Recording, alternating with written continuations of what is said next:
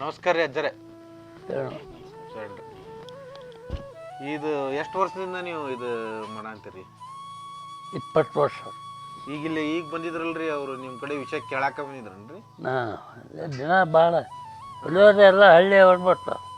ಇಲ್ಲಿ ಚೌರ್ಗುಡ್ಡ, ಚೆನ್ನಾಪುರ, ಒಟ್ಟ ಎಲ್ಲ ಈ ಕಲ್ಗಟ್ಟಿಗೆ ಹಿಡ್ಕೊಂಡು ಇಲ್ಲಿ ಹುಬ್ಳಿ, ನೇಕಾರ ನಗರ, ಗಾಮನಗಟ್ಟಿ, ಈ ಕಡೆ ಪಾಳೆ, ಈ ಕಡೆ ಬೆಳಗಲಿ, ಬಂತಂದ್ರ, ಕರಡಿಕೊಪ್ಪ, ಕೊರಡಿಕೇರಿ, ಎಲ್ಲರಿಗೆ ಪಂಚಾಂಗ ಹೇಳ್ಬೇಕು, ವಾಸ್ತು ಹೇಳ್ಬೇಕು. ಅವಾಗ ಮೊದಲಿಂದನೂ ಬಂದೈತ್ರಿ, ಅಪ್ಪಾರ ಕಾಲದಿಂದನೂ ಬಂದೈತಿ.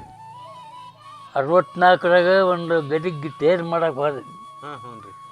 ಅವಾಗ ಅಲ್ಲಿ ಈ ಪಂಚಾಂಗ ಬರ್ಯಾವ ರೀ ದೊಡ್ಡಪ್ಪ ಶಾಸ್ತ್ರಿ ಅಂತಿಲ್ಲ. ಹಾಂ ಅವ್ರ ಮನೆ ಬಾಜುಕನ ನಾವು ತೇರು ಮಾಡಿದ್ವಿ. ರೀ. ಮತ್ತು ಅವ್ರ ಪಂಚಾಂಗ ಬರೆಯವ್ರನ್ನ ಅವರೇ ಬಂದು ಕೇಳಾಕತ್ತದ, ನಿಮ್ಗೆ ವಾಸ್ತು ಏನಾರ ಪಂಚಾಂಗದ ಮಾಹಿತಿ, ಮುಹೂರ್ತ ಗೀರ್ತ ಅವರ ಬಂದು ಕೇಳಾಕತ್ತಾರ. ಇಲ್ಲರಿಪ್ಪ, ನಾವು ಈಗ 2 ವರ್ಷ ಆಗ್ತದೆ ಶಾಲೆ ಬಿಟ್ಟು, ಒಟ್ಟು ಮನೆ ಉದ್ಯೋಗ ಮಾಡಾಕತ್ತೀವಿ. ಕಡಿಕೆ ಅವ್ರು ಏನು ಹೇಳಿದ್ರೆ ಇದಕ್ಕೆಲ್ಲ ವಾಸ್ತು ಐತಿ, ಶಾಸ್ತ್ರ ಐತಿ, ಪ್ರತಿಯೊಂದಕ್ಕೂ ಒಂದು ಮುಹೂರ್ತ ನೋಡಿ ಕೆಲಸ ಮಾಡ್ಬೇಕು ನೀವು.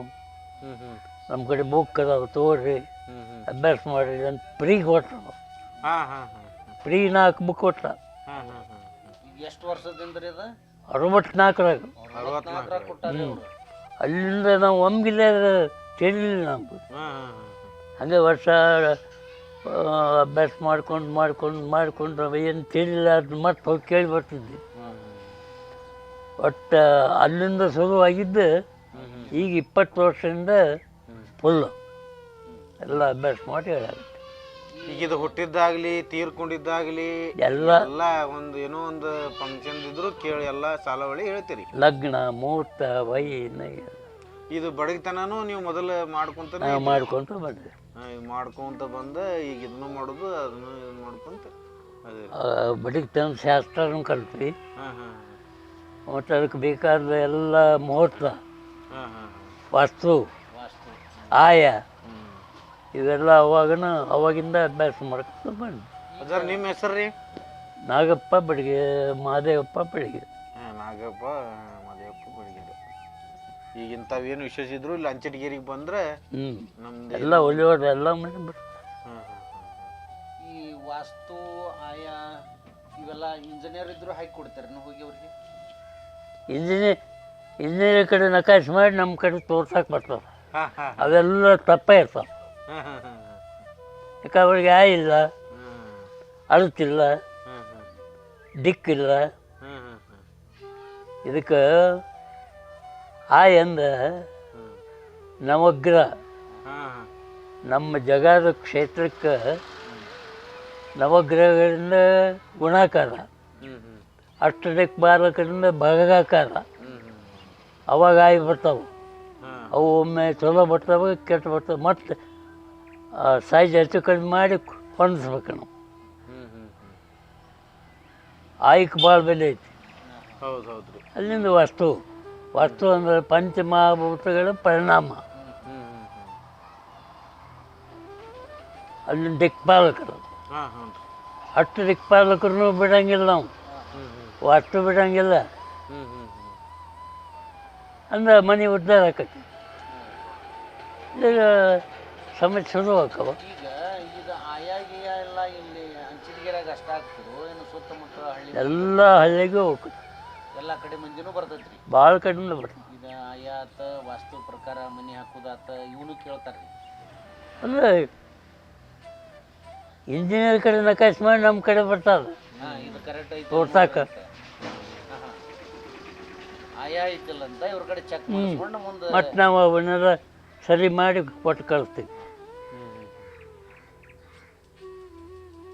ಅಡ್ಡಿಲ್ಲ ಜರ ಇಂಥವೆಲ್ಲ ಮಾಡ್ಬೇಕ್ರಿ. ಯಾಕಂದ್ರೆ ಈಗ ನಮ್ಗೆ ಗೊತ್ತಿಲ್ಲಾರ್ದ ನಾವು ಏನೋ ತಪ್ಪು ಮನೆ ಕಟ್ಟಿಸಿ ತಪ್ಪು ಮಾಡಿಬಿಟ್ಟಿರ್ತೀವಿ.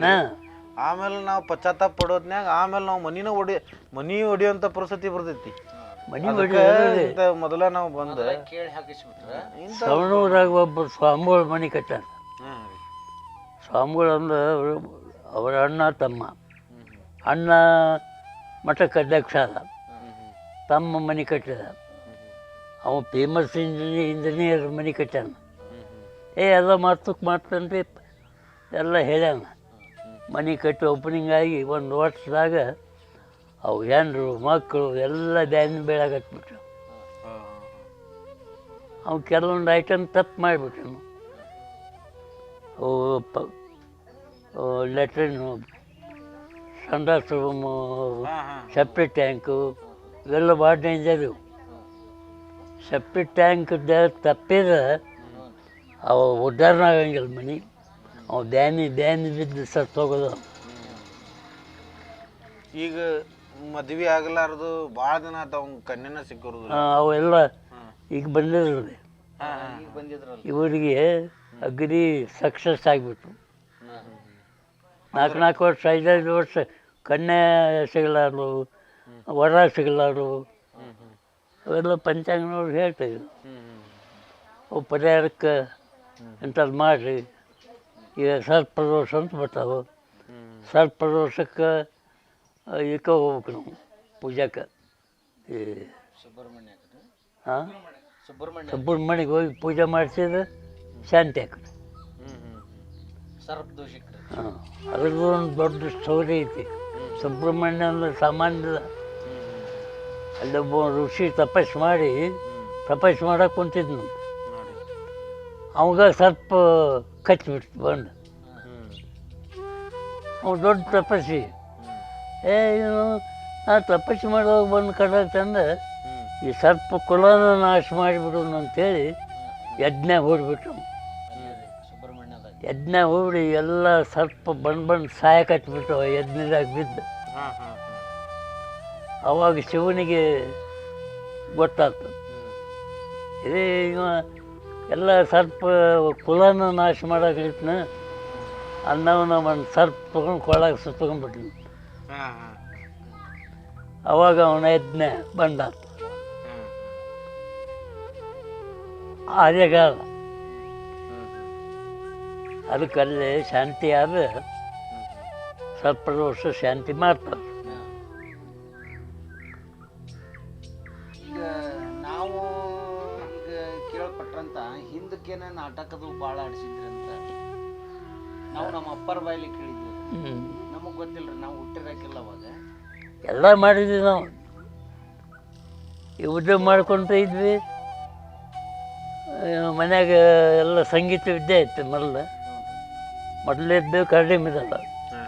ಅದರಿಂದ ಹಾರ್ಮೋನಿಯಮ್ಮು, ತಬಲಾ, ನಮ್ಮಪ್ಪ ಎಲ್ಲ ಸಂಗೀತದ ಪಿಟೀಲು ಎಲ್ಲ ಸಂಗೀತ ಇಟ್ಟಿದ್ದು.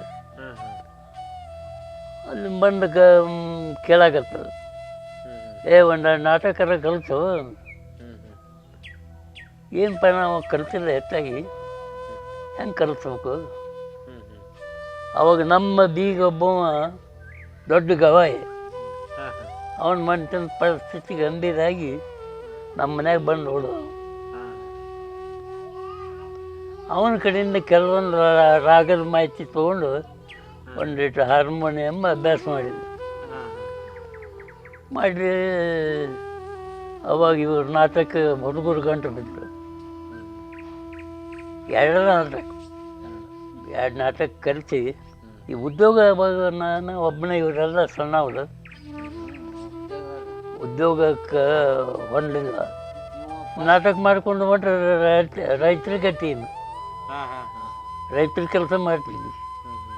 ಬೇಡ ಅಂತ ಅದನ್ನು ಕ್ಯಾನ್ಸಲ್ ಮಾಡಿ ಪೆಟ್ಟಿಗೆ, ತಬಲಾ, ವೈನ್ ಈ ಸಂಗೀತನ ಬೇಡ.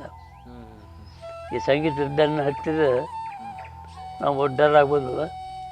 ಈ ದಂಧೆಗೆ ಹೊಡೆದುಕೊಂಡು ಆಗುತ್ತೆ. ಈಗ ನೀವು ಫಸ್ಟ್ ನಾಟಕ ಆಡಿಸಿದ್ದು ಯಾವ್ದ್ರಿ? ಫಸ್ಟ್ ತಾಯಿ ಕರಳ. ಇದು ಎಷ್ಟು ವರ್ಷದಿಂದ? ಅದು ಸುಮಾರು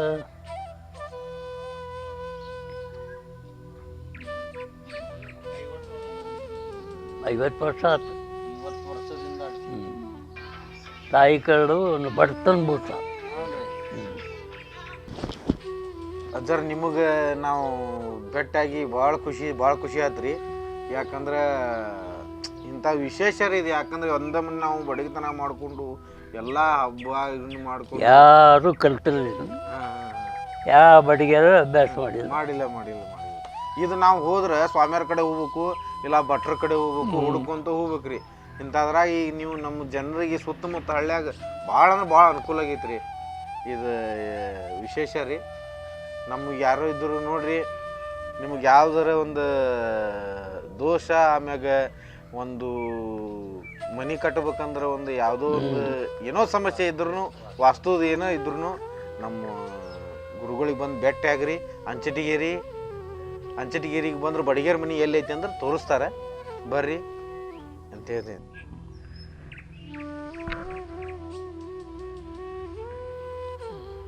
ನಮಸ್ಕಾರ.